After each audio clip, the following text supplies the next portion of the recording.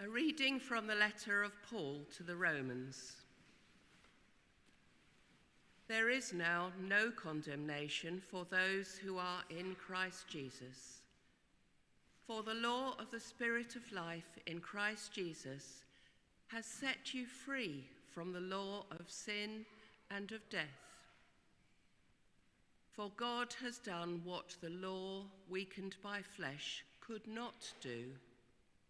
By sending his own Son in the likeness of sinful flesh to deal with sin, he condemned sin in the flesh, so that the just requirement of the law might be fulfilled in us, who walk not according to the flesh, but according to the Spirit.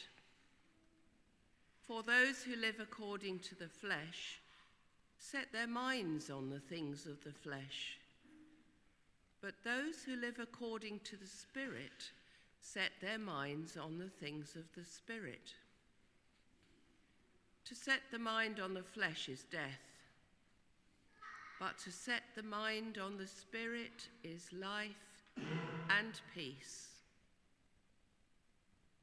For this reason, the mind that is set on the flesh is hostile to God.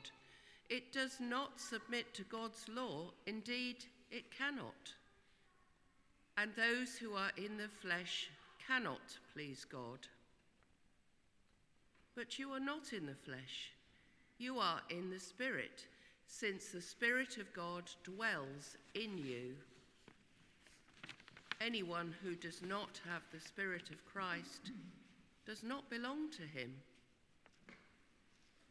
But if Christ is in you, though the body is dead because of sin, the Spirit is life because of righteousness. If the Spirit of him who raised Jesus from the dead dwells in you, he who raised Christ from the dead will give life to your mortal bodies also through his Spirit that dwells in you. This is the word of the Lord. Thanks be to God.